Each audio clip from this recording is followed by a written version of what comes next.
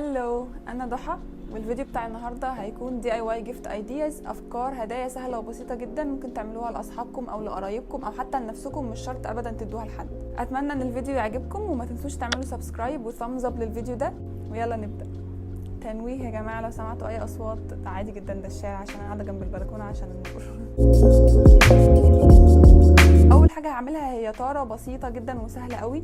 مش لازم تكونوا بتعرفوا تعملوا امبرويدري عشان تعرفوا تعملوها، بس في الاخر شكلها بيطلع ارتستيك وبروفيشنال جدا، وبتنفع كده تبقى وول ارت، واي حد هتدوها له هيتبسط بيها. وممكن كمان تعملوا لها بيرسوناليزيشن زي ما انتوا عايزين، تحطوا عليها اسم الشخص اللي هتدوها له، او تحطوا عليها رسمه معينه هو بيحبها او ايا كان. للدي اي واي ده هتحتاجوا طاره من اي مقاس، قماش ابيض، انا اخترت قماش بافتة، هتحتاجوا خيط تطريز ومقص وابره والوان اكريليك وفرشه. قصيت من القماش اللي انا اخترته مربع يكون يكفي كده الطاره، ويكون فيه زيادات برضو عشان ابقى مرتاحه فيه. بعد كده هحطه في الطاره واشده كويس عشان اعرف ابتدي. الفكره في الطاره دي ان احنا عايزين شكلها يبقى ابستراكت ارت كده، وشكله ارتستيك، وكأن يعني حد فنان اللي عاملها، مع انه هي بسيطه جدا. فانا عملت شكلين كده بالقلم الرصاص عشوائيين جدا، مش لازم يكونوا ليهم شكل محدد، يعني زي ما تحبوا، مدور، مثلث، اي ما تحبوا. وبعد كده لونت كل واحد فيهم بلون مختلف. انا اخترت درجتين من نفس اللون، عملت واحد بينك غامق شويه وواحد بينك افتح سنه، وخليت اللونين متداخلين في بعض شويه، يعني واحد منهم داخل على التاني سنه، عشان يبقى شكله عشوائي اكتر وما يبانش ان هو مظبوط.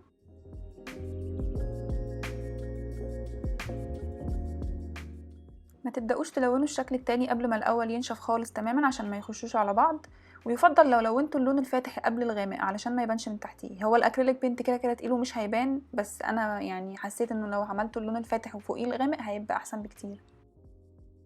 الديزاين اللي انا اخترت اطرزه فوق الالوان هو ورقه الشجر دي. انا لقيت الصوره على بنترست عادي جدا، بس حطيتها على شاشه اللابتوب ونقلتها بالقلم الرصاص. بما اننا لونا بالوان اكريليك فده خلى القماش ما يشفش، فانا لو كنت القماش ساده كنت هشف من تحتيه باللابتوب برضو، بس بما اني معرفتش اعمل ده فانا حطيت الورقه فوق القماش فوق الطاره، وعملتها بنقط صغيره كده زي اللعبه اللي كنا بنعملها زمان ونوصل كده، اللي هو وصل ما بين النقط. بعد كده وصلتها بقى ايه ما بين كل خرم والتاني كده بالقلم الرصاص بعدين في الاخر.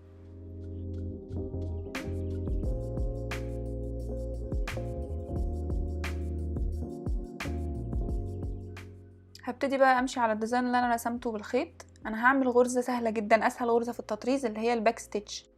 بعمل اول غرزه عادي من تحت لفوق، وبعد كده عشان اعمل الغرزه اللي بعدها برجع من تحت ابعد سنه عشان اعمل الغرزه، وارجع تاني لفوق، واقوم داخله في الخرم الاخير بتاع الغرزه الاولانيه، وبكمل بقى بالشكل دوت لحد ما اخلص الرسمه كلها. لو حاسين ان انتوا كونفيوزد شويه من اللي انا قلته، ركزوا كويس في اللي انا بعمله في الفيديو هتفهموا، هو سهل جدا جدا.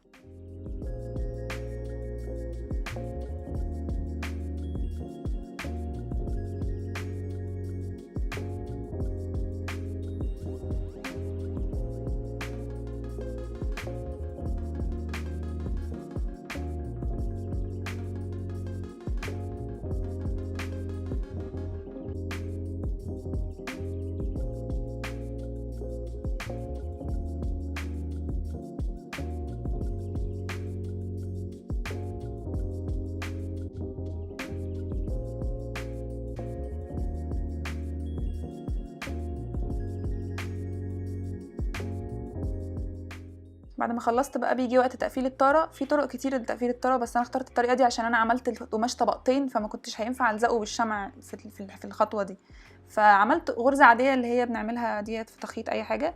همشي بقى بالغرزه دي حوالين الطاره كلها، بعدين في الاخر بعد ما اخلص كل المسافه ديت هقوم شاده بقى الخيط الطويل دوت عشان اضيقها بقى وتقفل كده.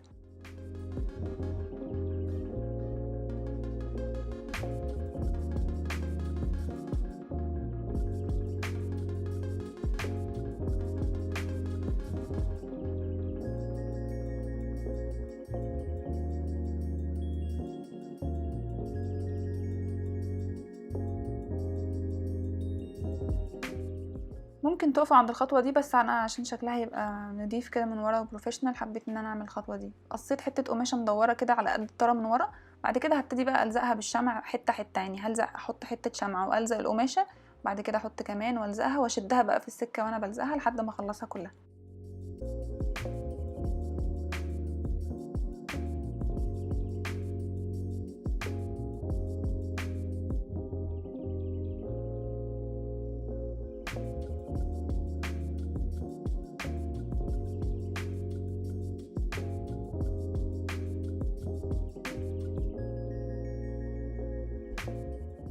وبعد ما اخلصها خالص ده هيبقى شكلها في الاخر.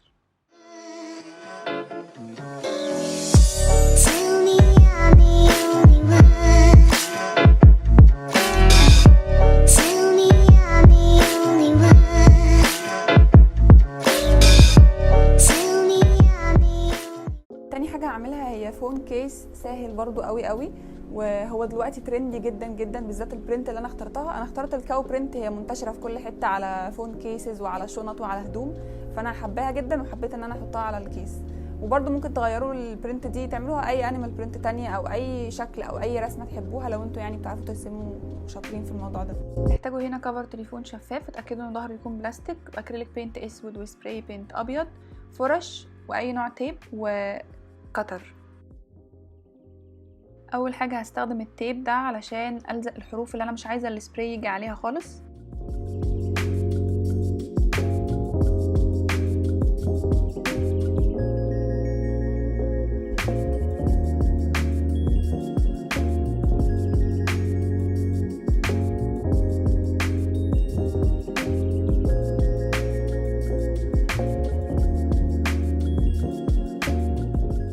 استخدمت الكتر علشان اشيل كل الزيادات بتاعه التيب اللي على البلاستيك اللي انا عايزه اللون يجي عليه، فكده يبقى الاجزاء اللي من الحروف اللي هي سيليكون عليها التيب، والاجزاء البلاستيك اللي جوه ما عليهاش.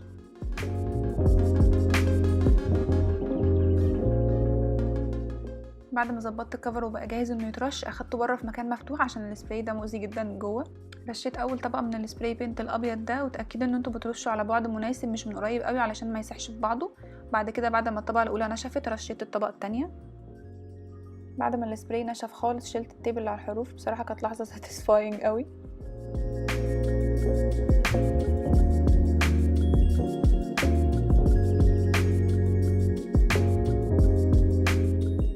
هبتدي بقى ارسم البرنت بتاعتي اللي هو انا اخترت هنا الكاو برنت، اللي هي يعني برنت البقرة. هي منتشرة جدا دلوقتي وبصراحة هي كيوت قوي طالعة شكلها حلو جدا في الاخر وعجبتني قوي. احسن حاجة في البرنت دي بقى بالذات ان هي ملهاش اي قواعد ولا قوانين، انتوا بترسموا اشكال سودة كده عشوائية من غير ما تكونوا عاملين لها اوتلاين ولا اي حاجة، يعني اللي يجي معاكم اعملوه في الاخر شكلها هيطلع حلو برضو، يعني مش لازم تكون مظبوطة بالظبط. او ممكن تجيبوا صورة من على بنترست كريفرنس يعني عشان تبصوا عليها وتعملوا شبهها لو حاسين ان انتوا مش هتعرفوا تعملوها من دماغكم.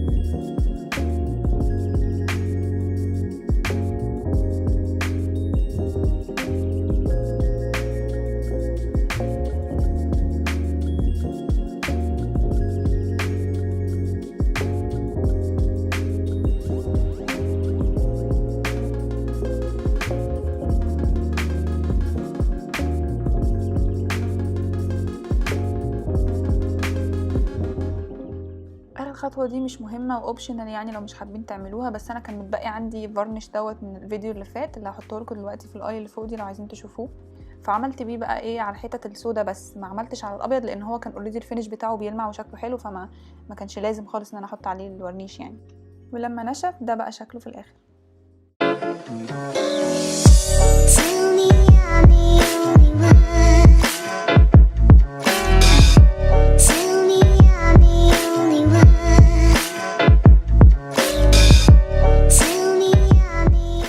تالت حاجة هعملها هي مكرمية كوسترز اللي هي بتتحط تحت الكوبايات او كده. هي سهلة جدا، ممكن تبان في الاول انها معقدة شوية لو بصيتوا لها، بس هي بجد حقيقي سهلة قوي وانا هوريها لكم واحدة واحدة. هنا بقى مش هتحتاجوا غير خيط مكرمية ومقص ومزورة عشان تقيسوا بيها مقاسات الخيط. بصوا بقى هنقص خيط طوله 60 انش الاول، خيط واحد بس، وبعدين هنقص 5 خيوط كلهم نفس الطول هنخليهم 35 انش. هكتب لكم الانش كام بالسنتي على الشاشة.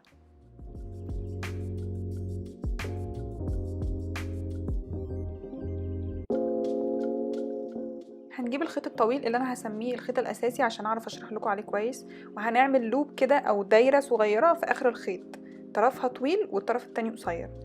هنجيب اول خيط من ال5 خيوط الاقصر شويه وهنتنيه على 2 وننزله تحت الدايره اللي عملناها، وبعدين نطلع الطرفين بتوعه من اللوب اللي عملناها دي ونشده فيعمل عقده، هيبقى شكلها كده زي ما هتشوفوا.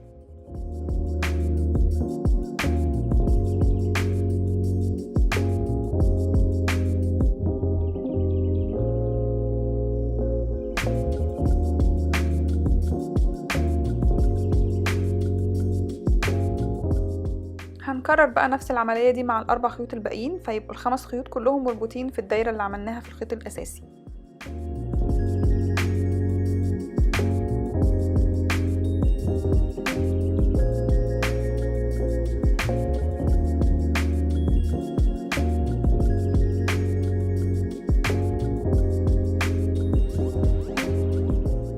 بعد ما خلاص ربطنا ال5 خيوط هنشد بقى الجزء الطويل من الخيط الأساسي ونضيقه كده علشان يعمل دايرة وكل الخيوط تقرب من بعض. هيبقى متبقي معاكوا كده طرف قصير للخيط الأساسي وطرف تاني طويل، ده اللي هنستخدمه في الشغل. هنبدأ بقى نعمل أول عقدة. هنجيب أول خيط جنب الخيط الأساسي وهنطلعه فوقيه، يعني الخيط الأساسي تحت والخيط اللي جنبه فوق. هنعمل بيه بقى شكل 4 كده، 4 بالإنجليش. بعدين طرفها هندخله في اللوب اللي عملناها دي ونشد فتبقى عقدة، ونعمل العملية دي مرتين، يعني كل خيط من دول هنعمل فيه كده مرتين. هوريكم دلوقتي تاني اهو.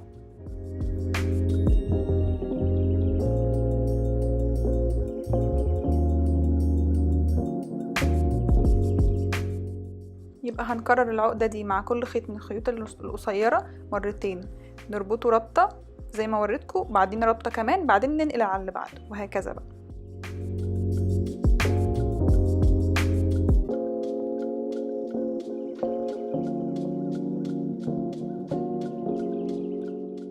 وانتوا ماشيين بقى في السكة كده هتقابلكوا جابس او فراغات زي دي كده.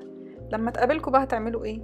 هتقصوا حتة خيط تاني قد الخيوط اللي قصيناها في الاول القصيرة اللي هي كانت 35 انش، او ممكن تصغروها شوية، يعني هي كل ما تمشوا في الكوستر شوية كل ما ممكن تصغروا الخيط ده اكتر عشان ما تهدروش خيوط يعني.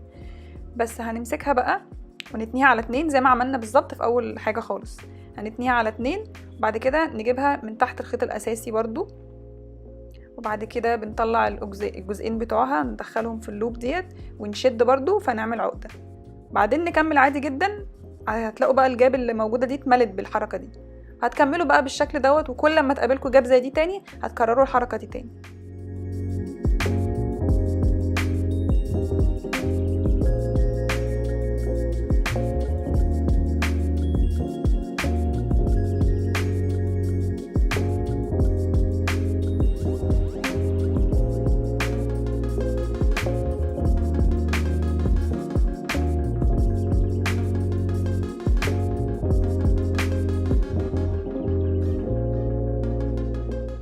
فاكرين الطرف القصير بقى اللي عملناه في الاول؟ خلاص احنا مش محتاجينه، ممكن تقصوه بقى خالص وتكملوا عادي.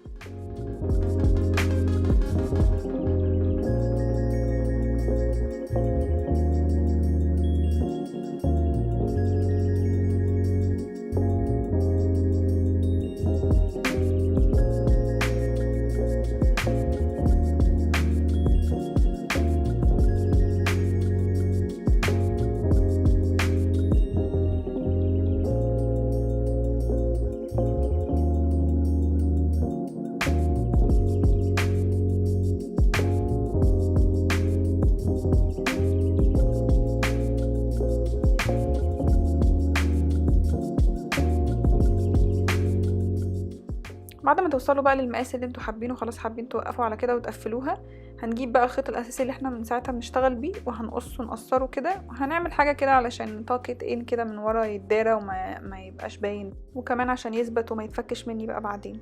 فهجيب دبوس شعر كده عادي وهدخل فيه الخيط، بعدين هقلب الكوستر وهدخل الدبوس في اي عقده من ورا، اي لوب كده من الحاجات اللي ورا دي، وهدخلها زي ما اكون بخيطه كده يعني، بس باستخدام الدبوس ده.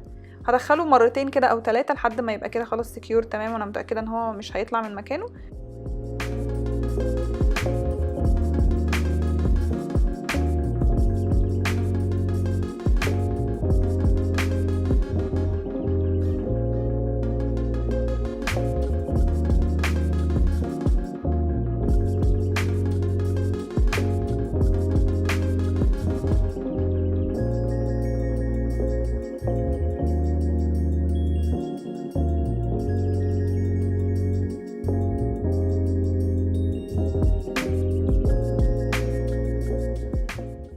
هقص بقى كل الزيادات اللي في الاخر دي واسيب بس جزء صغير. فككت بقى الخيوط دي كلها من بعضها، وبعد كده استخدمت فرشة شعر عادية عشان اسرحهم كده ويدوني الشكل ده في الاخر. بعدين سويتهم بالمقص.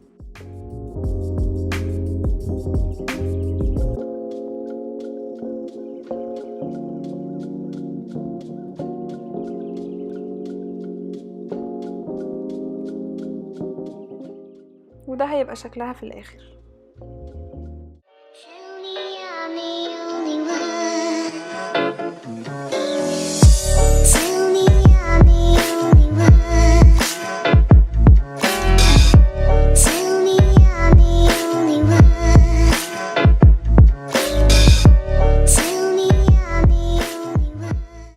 وبس كده، دي كل الدي اي وايز بتاعت النهارده. اتمنى تكون عجبتكم، ولو جربتوا اي حاجه ابعتوها لي على الانستجرام.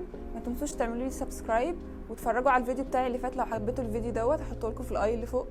كمان افتحوا النوتيفيكيشن بيل عشان توصلكم نوتيفيكيشنز اول ما انزل اي فيديو، واعملوا لي فولو على الانستجرام، هحطه لكم في الديسكريبشن تحت، وثامز اب للفيديو عشان اعرف ان هو عجبكم. اشوفكم في الفيديو الجاي. باي باي.